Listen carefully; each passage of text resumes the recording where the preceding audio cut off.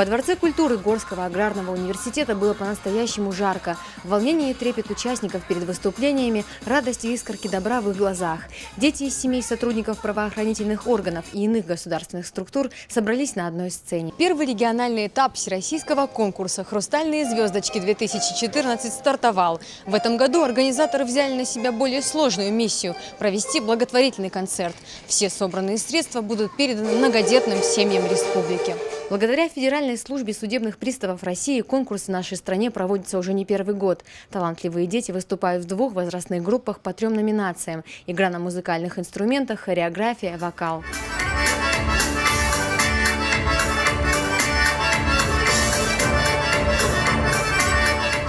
В конечном итоге финалисты этого конкурса, нашего конкурса, едут в лагерь «Орленок», там второй этап, и следом уже победители, конечно, или в Москве, или в Санкт-Петербурге на лучших площадках российских.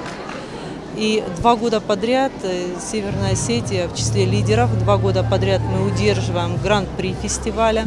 Это ансамбль «Кафт», который вот в 2013 году завоевал столь почетный приз. Кобзон лично выразил им свое почтение, так скажем.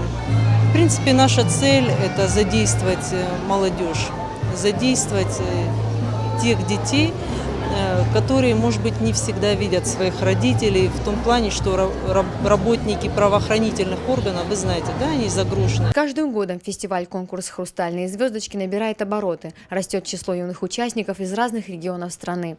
Конкурсанты выступают на лучших концертных и сценических площадках России и зарубежья, таких как Новая опера, Малый театр, Кремлевский дворец в Москве, Мариинский театр в Санкт-Петербурге. Как искорки, отделившиеся от звезд на погонах их родителей, дети блещут на сцене.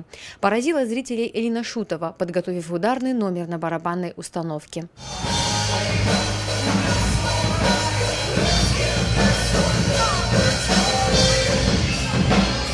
Первый раз участвую в конкурсе «Хрустальные звездочки». Мне его посоветовала подруга, и вот награду получила. Очень рада. Я буду продвигать современную музыку в Осетию и надеюсь много участвовать в конкурсах, в разных мероприятиях. И вы будете очень часто еще видеть меня по телевизору. Открыть новые имена, дать возможность проявить себя – это лишь часть задач организаторов фестиваля-конкурса «Хрустальные звездочки-2014». И в этот раз юные талантливые музыканты, исполнители и танцоры не только из Владикавказа и районов республики предстали перед профессиональным жюри за право называться лучшими. Залина Губурова, Ацамаз Шипшев, Осетия ТВ.